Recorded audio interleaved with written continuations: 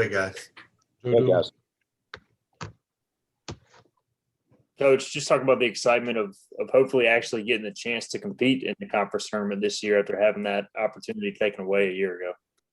I mean, I think Jaden said it. I mean, we're all happy because getting an opportunity. I mean, last year just shows the fragility of everything. You know, you're out there for shoot around, and then all of a sudden the tournament's canceled, and you have to wait an entire year to do this. And I think it's a tribute to, like Jaden said, that we're making progress and trying to get back to normalcy, and it's good for everybody. Coach, just got the news of Jaden's first team. What does he mean to this program?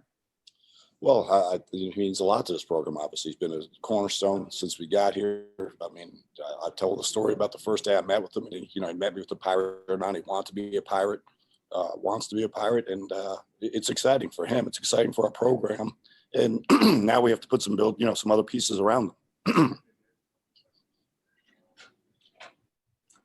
Joe, especially this time of year, the famous saying is kind of "you are what you are." There's been so many starts and stops this year. What is this team right now going into the tournament? I mean, what's their calling card in your mind? I don't know that we are what we are because we've been all over the place. The thing that's impressed me, I mean, we practiced yesterday and these guys were flying around. I've been impressed by their spirit, especially since things haven't gone our way. I think they know we're a good team. I don't think we've always shown it, but I think there's some things that have inhibited us, including ourselves at times. But I think we can play better than we have. I think playing more games will help us.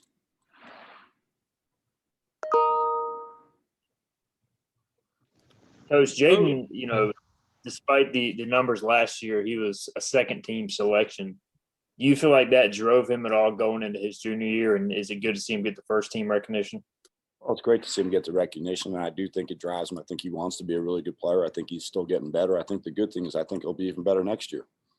I just felt like he was getting to a rhythm, especially in conference play. I mean, I think not just him, but I think a lot of these guys have been a little off out of their rhythm and out of sync just because they can't get into a rhythm. And I do think since we started conference play, for the most part, he's really been a role. And I think some of these other guys are starting to figure it out.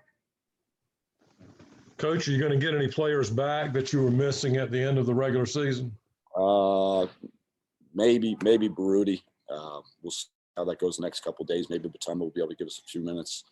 Charles is out and Tyree is out. They're not even on the trip. But Batumba is here. Joe, what is, I guess, the kind of the hotel bubble situation there in Texas? Could you give us a little, since you're living it, could you give us a little insight into that? We've got several teams staying here. I know Temple's staying here, a couple others, but we're all testing. Our guys just had to go test test right now. They're testing right here in the hotel. My guess is like some of the teams like us, they don't have many people to test anymore, so it makes it a little bit quicker. Coach, what's it going to take to beat UCF in this first round game? Well, the 3-point line, obviously, for both teams, we got to get them off the line. I thought where they beat us the last time was really, and they are the leading 3-point field goal percentage team. We have to guard that, which we did a decent job. We gave up their average, but they didn't get above it. But I thought where they hurt us the last time was in the post. Diggs and Reynolds, those guys really, they combined for 17 points all around the basket, and we shot higher from the 3-point line than we did from two. So, we've got to keep them from getting easy baskets, and we got to finish our paint touches. Coach, has there been any discussion about if a team gets a certain amount of positive tests, if that team will just not be able to play and that the other team moves on? Has there been any talk about what would happen in that scenario? I'm sure they've judged. I've seen that happen in other leagues where people have had, a team have a positive test or two and they've just advanced that team. So, but I haven't even, we're just crossing our fingers that we can do what we're doing. So we'll just keep plugging away. And if something happens, we'll see. We'll go with what the league says. Coach, it looks like, recruiting was productive during some downtime for COVID. Was that related at all? Yeah, we spent a lot more time on recruiting when you don't know who you're playing next. So we did spend a lot. So we had targeted some guys that we've been, and I think the other thing is I I think that some of the guys, especially high school guys, are starting to realize a little bit of urgency, because with the amount of names, like you watch probably starting about Wednesday or Thursday this week, and Wednesday or Thursday of next week, how many names will be in the portal? I mean, from Monday to Thursday, there was an increase of about 150 or 200 names, and then you still don't have half the teams, half the leagues haven't played their conference tournament. So I think that a lot of these kids are starting to figure out that there's going to be more transfers than there are scholarships. So, some people are getting a little bit more urgent about recruiting.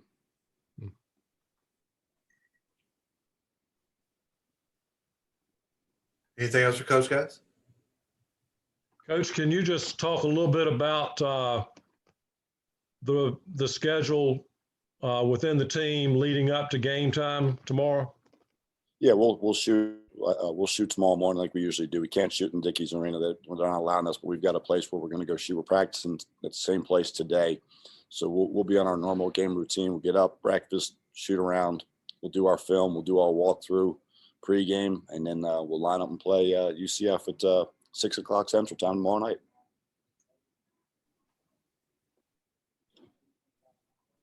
They haven't been dominant in either game. And, there's the old saying, it's tough to beat a good team 3 times. And obviously at your best, you're a very good team, but just talk about playing a team for a third time.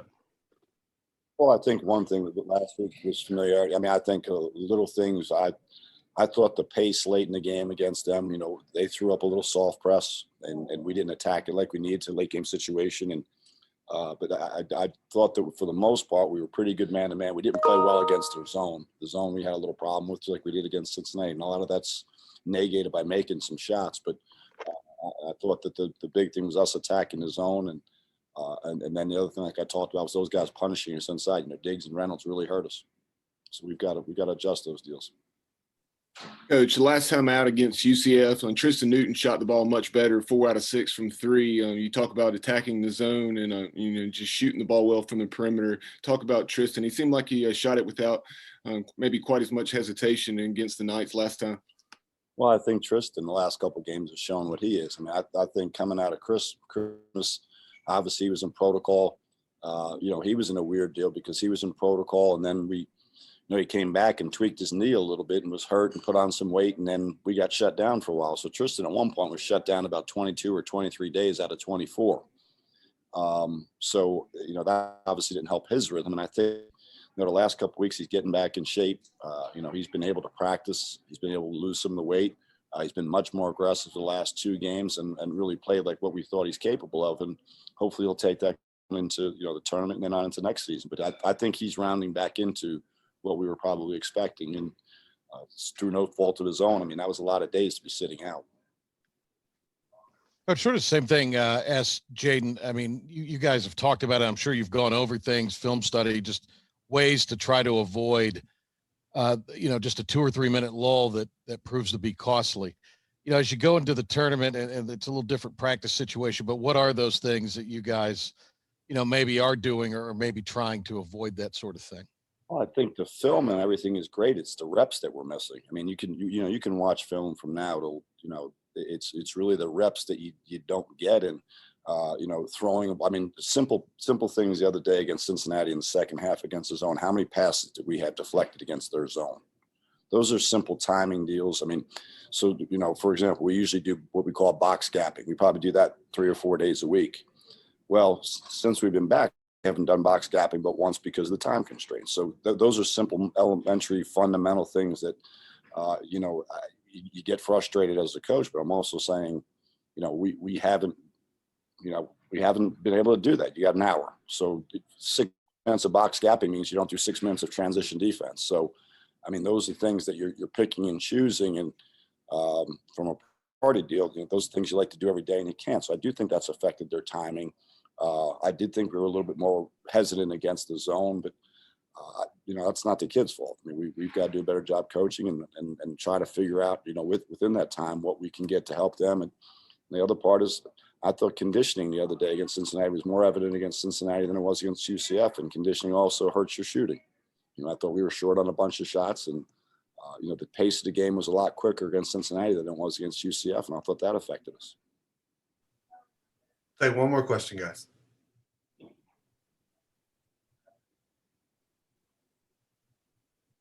All right, good enough. Thank you, Coach. Good luck. Thanks, guys.